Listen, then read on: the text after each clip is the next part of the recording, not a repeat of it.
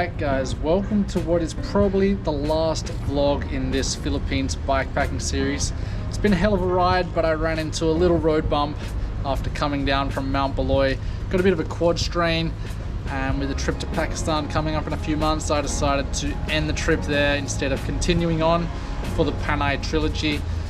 Bit disappointing because I wanted to attack that trilogy and the rest of my body was feeling good, but still got my trusty bike here.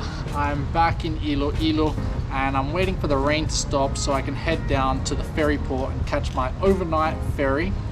Something new for me in the Philippines. I'm going to take you guys along for the ride because I'm going to give you a bit of an insight into what it's like to travel behind the scenes. I'm going to be taking so many modes of transport to get to Cebu City and then final destination Bohol in the next 24 hours. I'm also going to be picking up luggage, dropping off luggage. You're going to see how crazy my life is sometimes. I've got shit stored everywhere and it's going to be a bit of a full-on adventure to get there.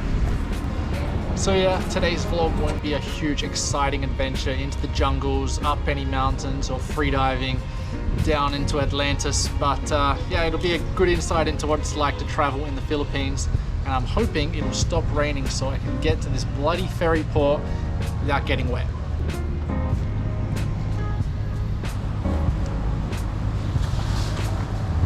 The rain is not stopping. This is one of the downsides of having to be somewhere at a certain time, which was not the case during my backpacking trip, but when you've got a ferry to catch, sometimes you got to get wet.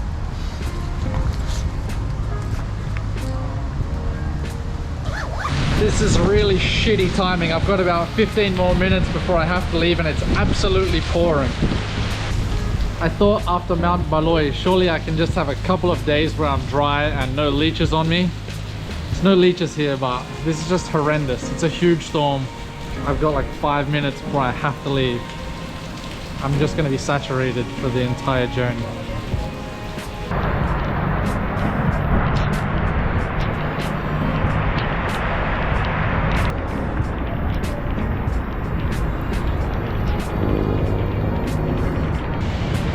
Just 6 kilometers from my hotel to the ferry port, but I'm already saturated. I've accepted it.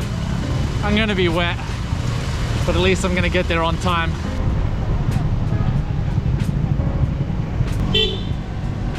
Wait, go as you like. My ferry sets sail tonight at 7 p.m. It's going to arrive at 7 a.m. in Cebu City. I was told to get there at 4 p.m, which is 3 hours early, so that's more than an international flight, but I guess they are loading up some cargo.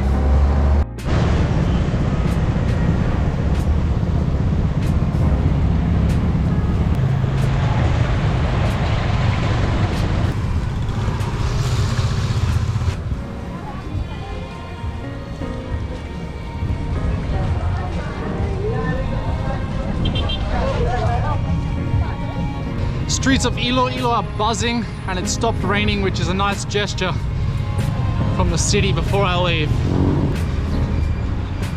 Whenever things get a little bit tough or a little bit wild, I remind myself to embrace the adventure and soak it all in. In this case, literally soak in the rain into my clothes, but everything worked out alright and it usually does, so that's my motto that I go with. Hey, bye. I'm going to Coca-Leon. You have already ticket? Yeah, I bought this morning. Made it to Ilo-Ilo Port Terminal. Time to check in.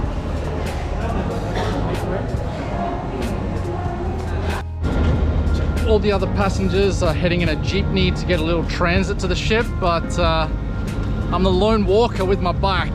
Damn, this ship is big.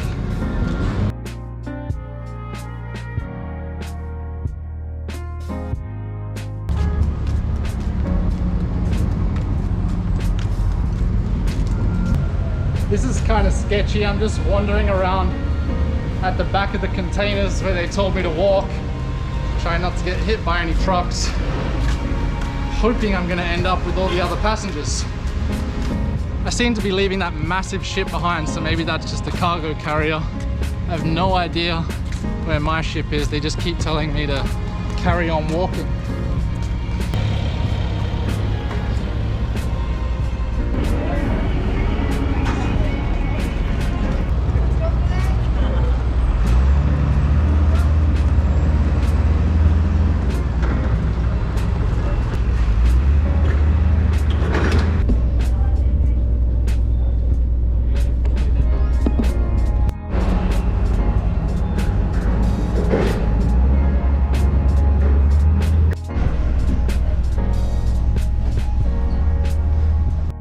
I've made it aboard. That huge ship was actually a cargo ship called the Super Shuttle Roro 7.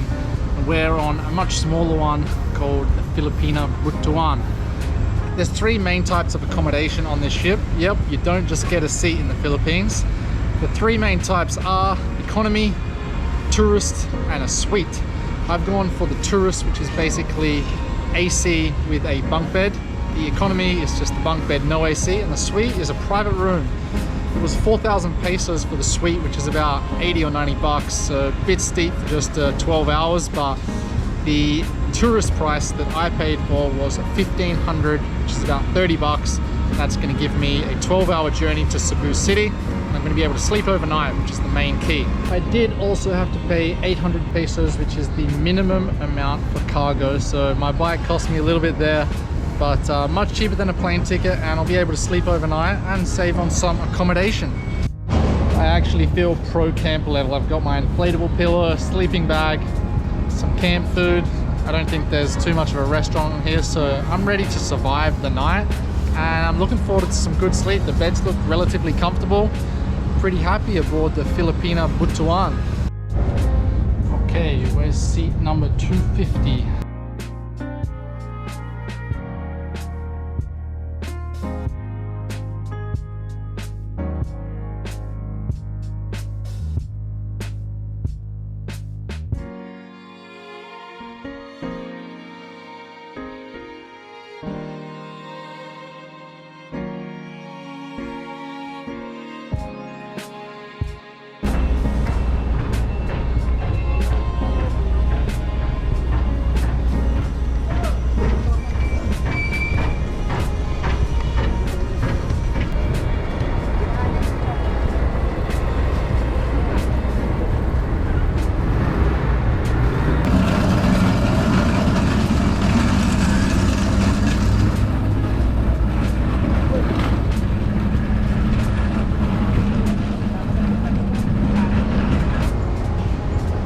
And just like that, we're back in Cebu City. Can totally recommend that overnight ferry. Got 8 hours of sleep, pretty comfortable. I was in the tourist cabin, which meant we had AC, so I was inside my sleeping bag and had a great night's sleep. Probably the only con of the whole trip, the toilet smells super bad, so that's all you got to worry about for a $20 transit to Cebu City, not too bad. So today's plan's pretty jam-packed.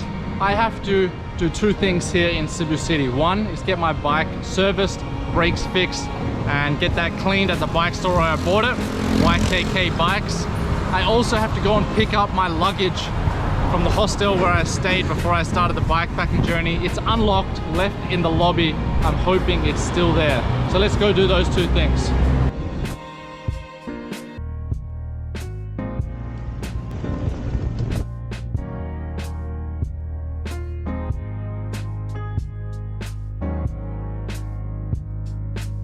The bike off to get that fixed, gonna touch up the brakes and give it a service. It's pretty crazy to be back here in Cebu. It was like, I don't know, 5-6 weeks ago I started the bikepacking trip here, and I'm now heading to the hostel where I stayed the night before I started. I actually left a big luggage there upstairs in the hallway, unlocked, with hard drives, passports, and a bunch of gear in it. I've been thinking about it a lot, and I'm hoping it's still there.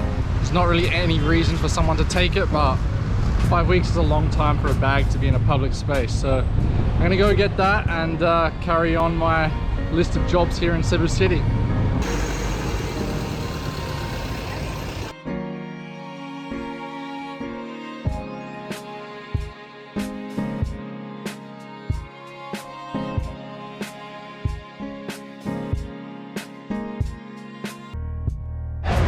I paid a guy 100 pesos to watch my bag down here at the port. Seems pretty reliable, named Pungi, so hopefully it's still here when I get back after picking up the bicycle, and it's now pouring with rain. So I bought my ticket for the ferry to Bohol at 1 p.m. It was 800 pesos, which is about $16 US, and it takes about a couple of hours. Keep getting the most unfortunate weather on this trip. I now need to go pick up my bike after it's finished with its repair, and it started raining and looks like it's only going to get worse, so I'm going to be wet for another ferry journey. I haven't had breakfast yet, but today I put the priority on picking up my luggage and repairing my bike in time before missing the last ferry. I think after 6 years of traveling, probably one of my biggest strengths is logistics and managing a lot of different moving parts. Imagine you're traveling non-stop, always booking new places, running full-time business, creating YouTube videos, blogs, all of these things, and there's so many different things to manage. So your head's spinning a little bit sometimes, but I think planning ahead and just anticipating little bumps in the road, you start to get pretty skillful at it, and it becomes a bit of an art form. So maybe I'm an artist in the logistics of travel. So this is YKK Bikes behind me. This is where I bought the bike originally 2 years ago for $800. They also put on the panniers here, the bags on the back. And it's where I come back to service the bike when I can, because they know this brand of bike, and it's where I pick it up, so they know the drill with this model. So everything's all serviced now. I've got to ride back to the port, and I'll be just in time to catch the ferry over to Bohol. Good solid morning of work done.